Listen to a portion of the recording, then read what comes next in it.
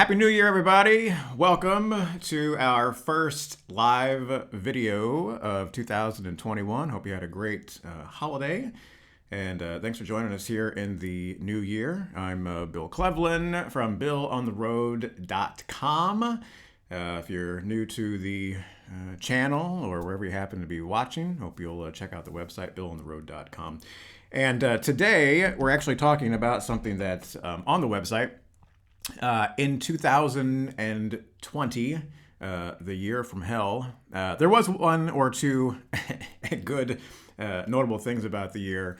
I have a post up at BillOnTheRoad.com about road trips from St. Louis, which just happens to be my hometown, and it is, or was, I should say, the best performing post on the website for last year. In fact, I mean, it's gone gangbusters, and thanks to you and other folks, it's the number one search on Google for folks that look for road trip ideas from St. Louis. So thank you for that, and also learned a couple of weeks ago I have that top spot for Kansas City as well, and I think a few other cities.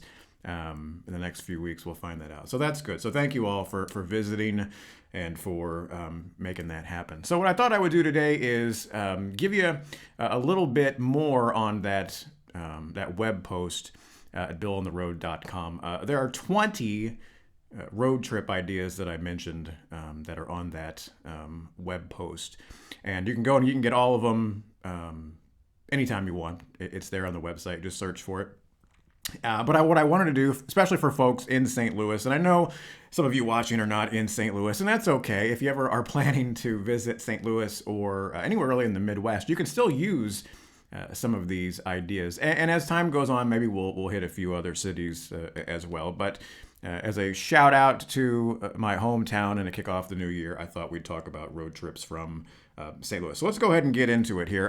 The first thing that I wanted to mention is what I think is a really cool road trip right here in Missouri. And what you're looking there at is you see it's Tom Sawyer's Fence. That's Hannibal, Missouri.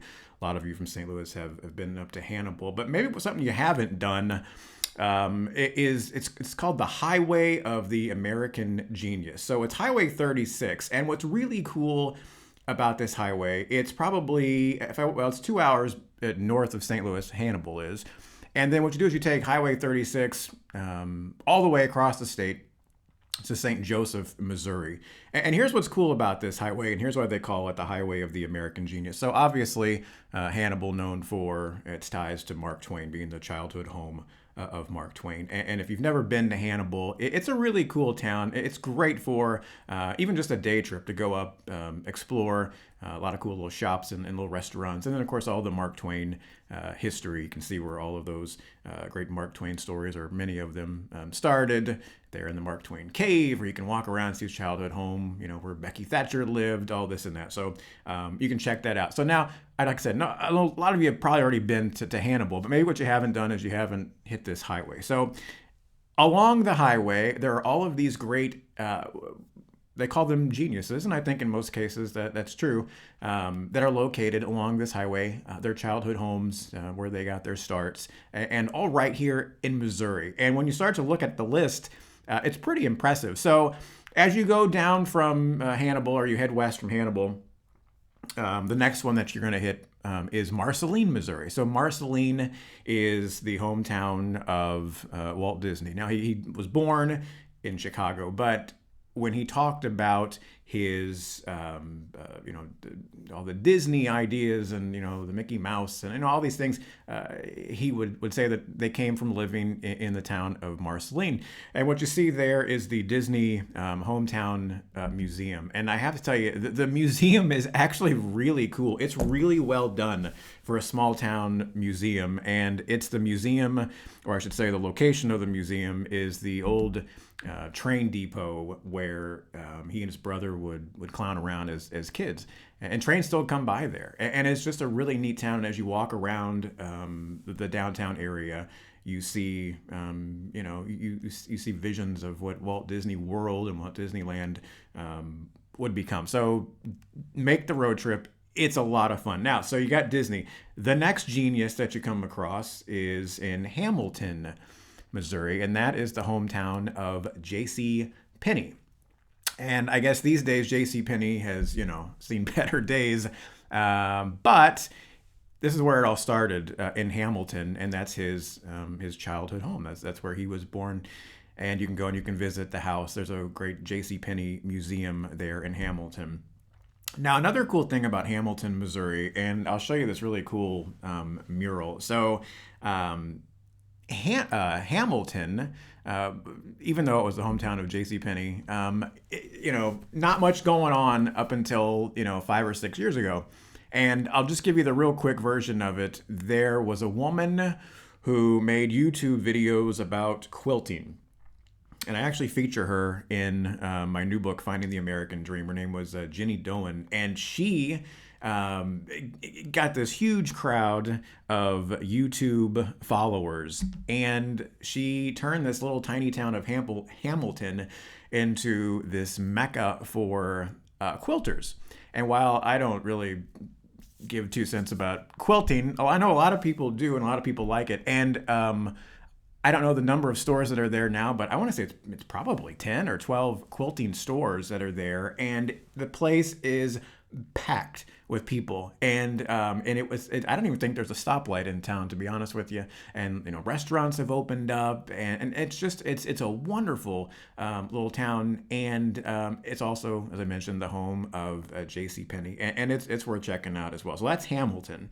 The next thing, this is sort of a roadside attraction. This is not going to take you very long, but why not go and check out the world's largest goose? And it's there. Her name is Maxie, and that's there on Highway 36 as well. And there are a handful of other things to see. The home of sliced bread. So Chillicothe, Missouri, the gentleman that invented the machine that would make the world's first sliced bread, which it's sort of an interesting story. At the time, nobody actually thought, who the heck would want their bread sliced, pre-sliced? Who wants that, right? Now, of course, it's pretty much that way everywhere. And so that's in Chillicothe, Missouri. Again, these are all along this Highway 36 in Missouri. And I'll give you just a quick peek. This is the original machine. So this was the machine, this gigantic machine. That's all it did was slice the bread. And it's pretty cool, and it's gigantic, and it's on loan from the Smithsonian. I believe it's a permanent loan because where the heck are they going to put that giant thing, right?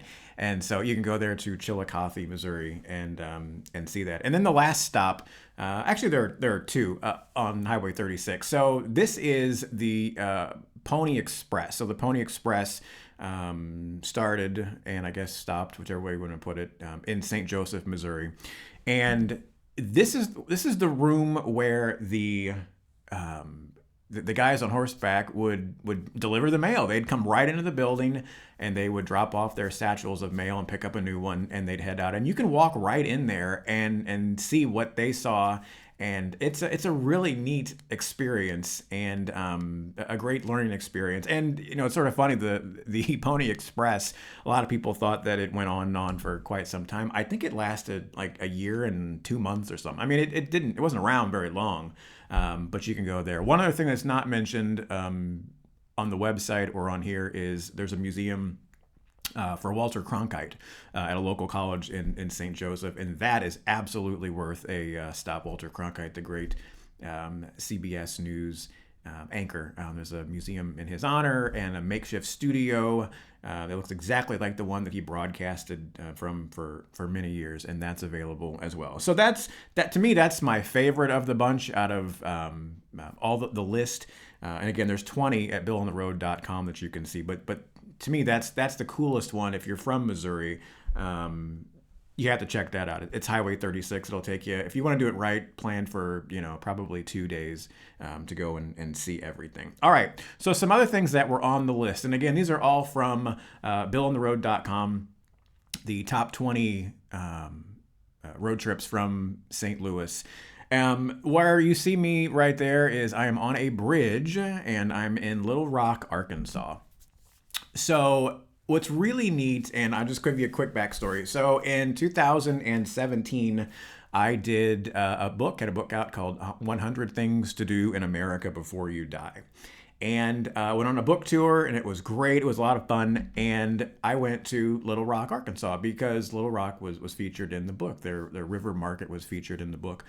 And so, as a sort of welcome to town, this was really neat. They changed all of the bridges in their town to red, white, and blue. Celebrate, obviously, America, which I've always remembered that. I've always thought that was really neat. But their bridges downtown are great, crossing over the river there, and they will change depending on what they're celebrating. If it's let's say a local one of their football teams, college football teams, what the Razorbacks, is that what would be?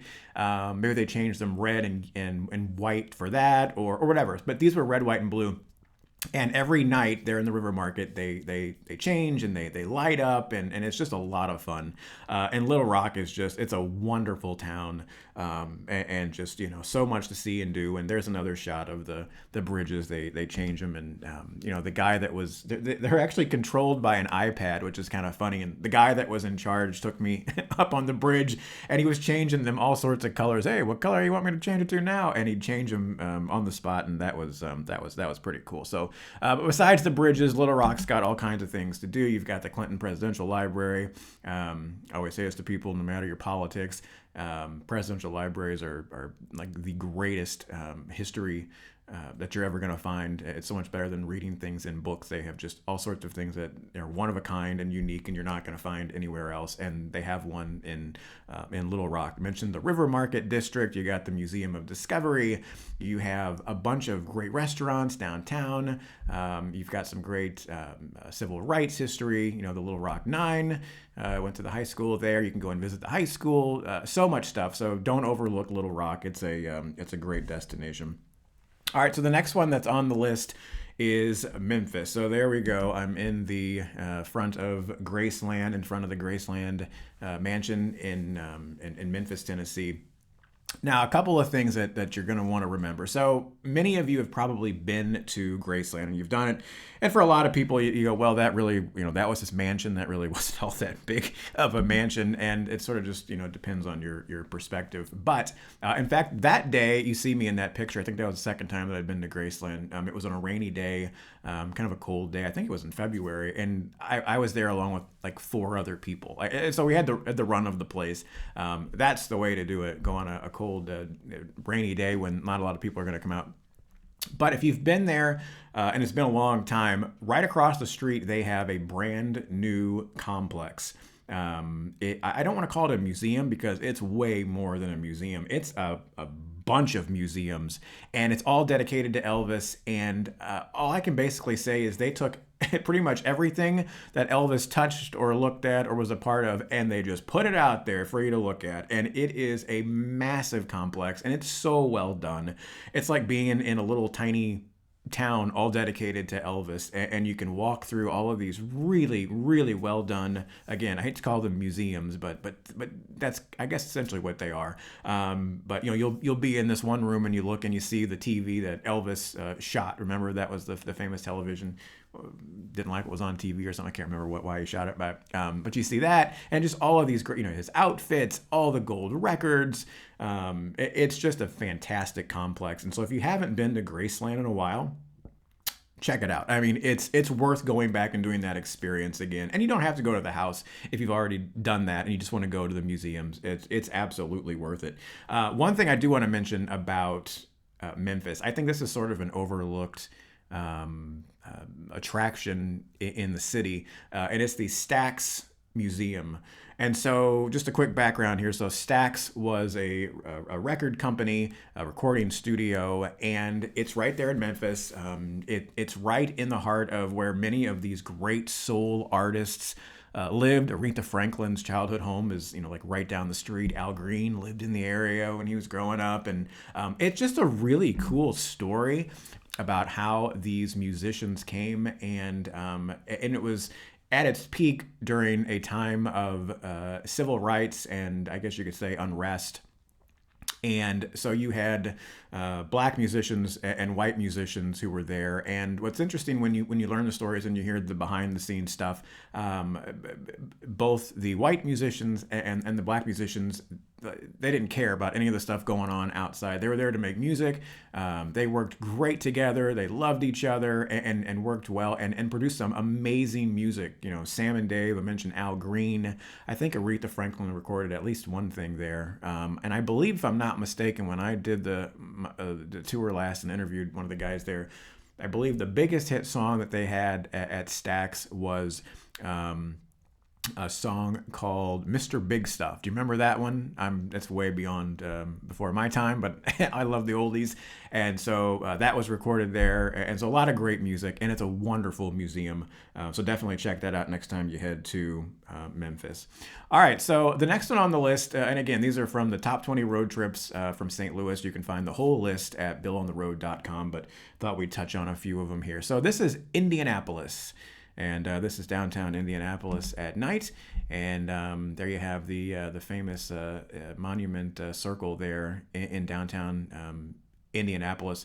If you followed me on radio for any length of time, you know one of the things that I talk a lot about when I mention Indianapolis is the Children's Museum of Indianapolis, and this is without a doubt the best children's museum in the entire country. And I know there are a lot of them. You know, there are a lot of really great museums dedicated to kids.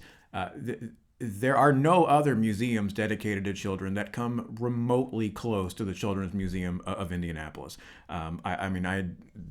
That's just it. I mean, you're never going to be able to convince me otherwise. And I've been to a lot of them. And so what I'm going to do is I'm going to show you this real quick video. I got to know the curator of the museum pretty well. And on one of my trips, and again, I can't overemphasize this. So it's like 5 floors of nothing but exhibits that are not only interesting to kids, but interesting to adults as well. So when you're there and you're exploring the Children's Museum with your kids, you're not going to be on your phone, texting or whatever. You're going to be interested in all the exhibits as well. But I want to show you this really quick video. So this is sort of a behind the scenes. Visitors don't get to do this, but I'm going to just take you quickly behind the scenes. And every museum, or I should say most museums, have a place where they store their collections, because most museums are not big enough to store everything that they have in their collections. In fact, most museums, at least the ones that you know and love, only 5 or 10% of everything they have in their collections is on display at one time. So where does all that stuff go? Well, it's in a basement, essentially, usually a secure basement, and so that's what we're gonna do now. I'm gonna take you real quick. I want you to watch this. This is inside the Children's Museum of Indianapolis. Take a look.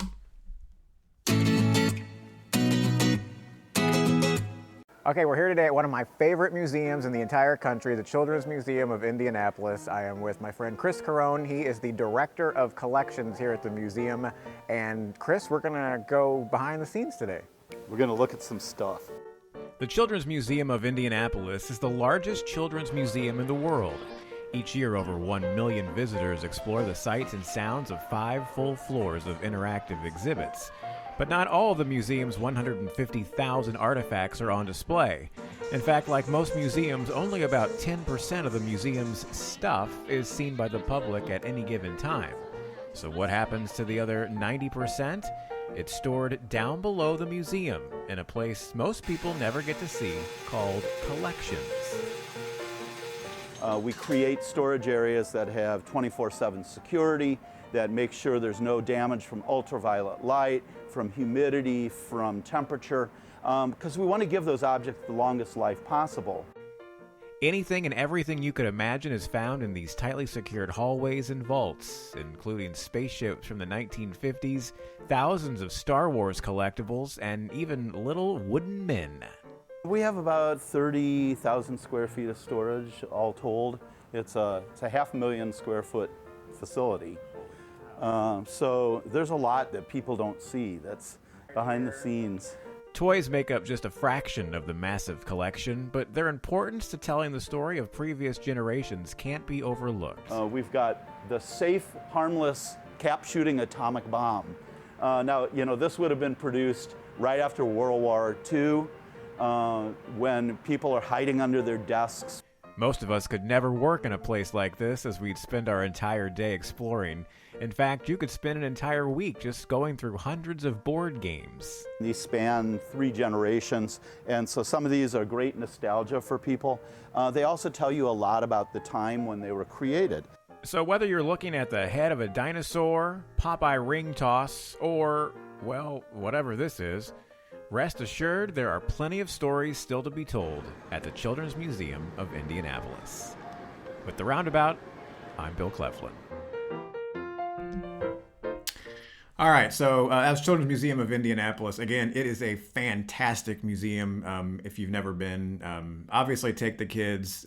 If you want to go as an adult, do that as well.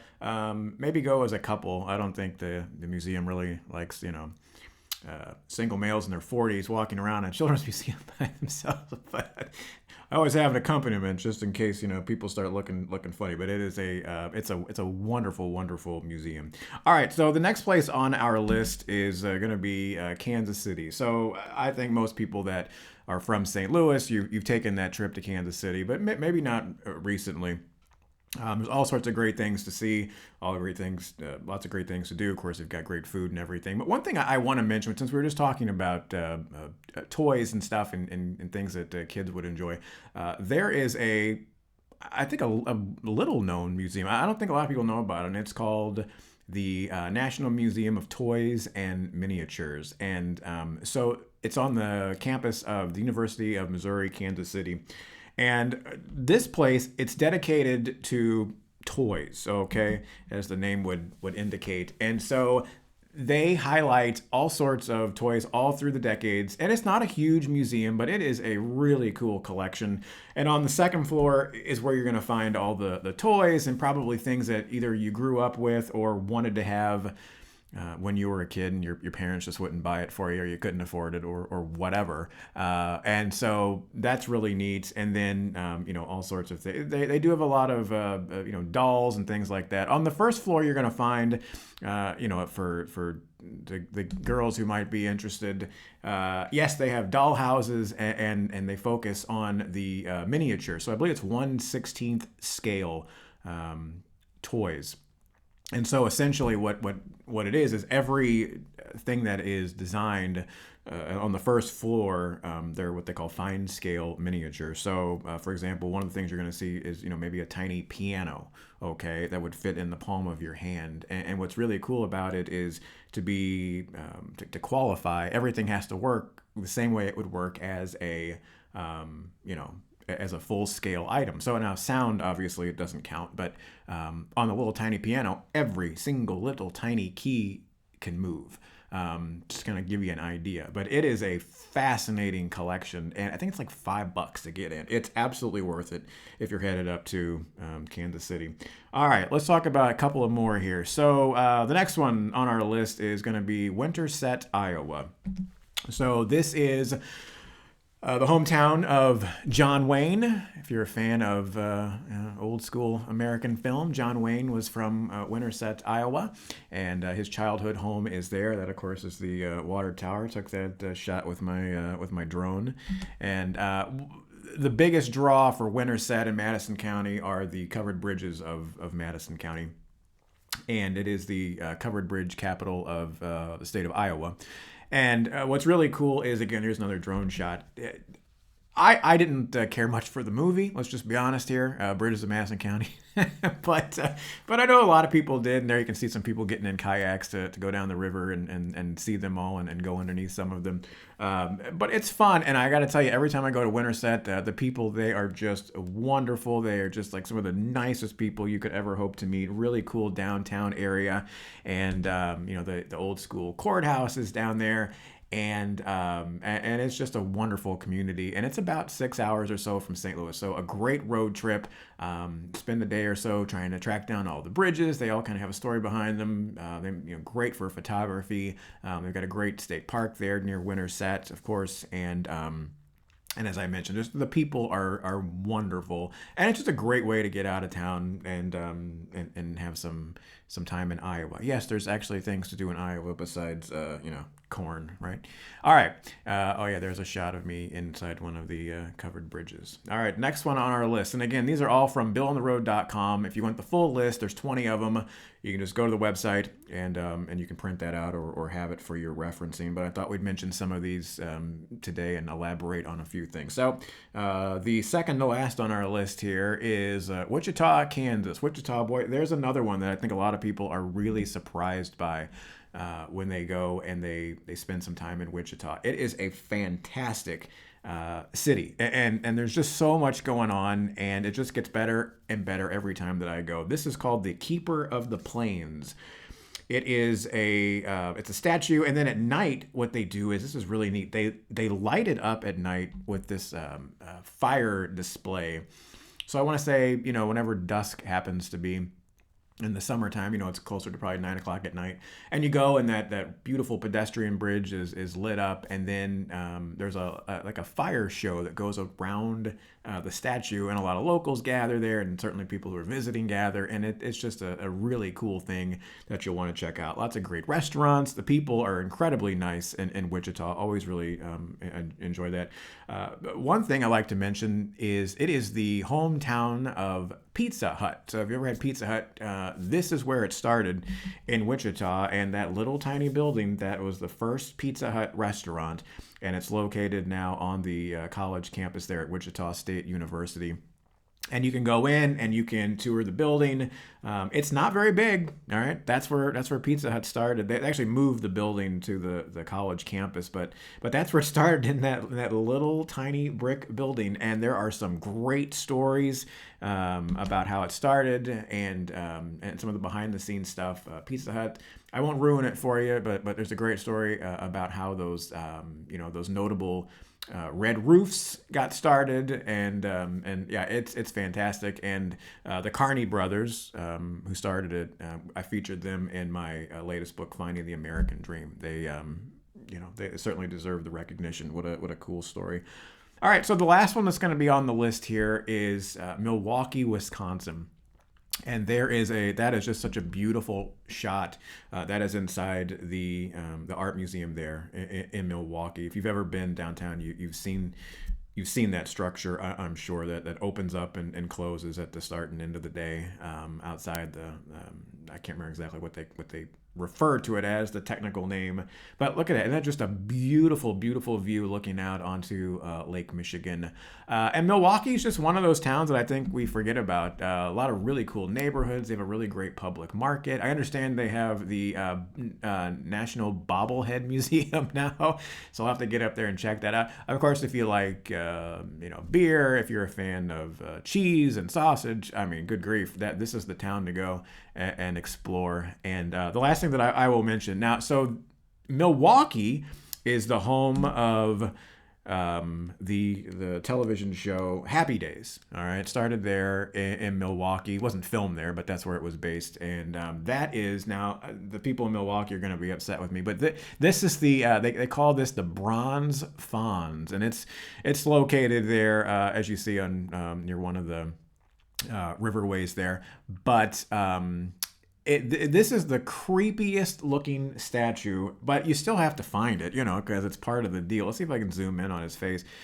Look at this. This is the creepy. That's supposed to be the Fonz, Henry Winkler, and it's a really incredibly creepy statue, but it's still kind of fun. It's one of those quirky roadside attractions, so you'll want to check that out. So again, if you want the full list, you can go to BillOnTheRoad.com, and you'll find it there. There are 20 suggestions in there. I mention the length of time from St. Louis, and then try to mention a few things to see along the way. And it's really a great resource, and I appreciate that so many people are checking it out. It is, as I mentioned, the #1 Google search when people look up road trips from St. Louis. Go ahead. I know now you want to test it out and see if I'm lying.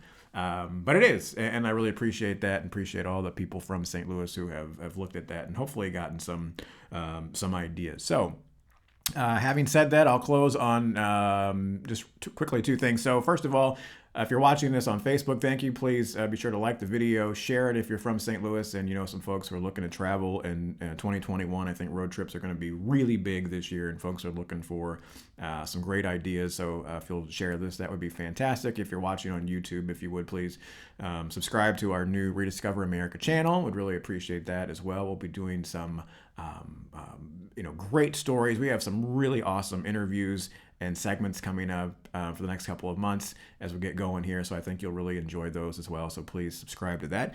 And the last thing I'll just mention to keep the channel and to keep the website afloat.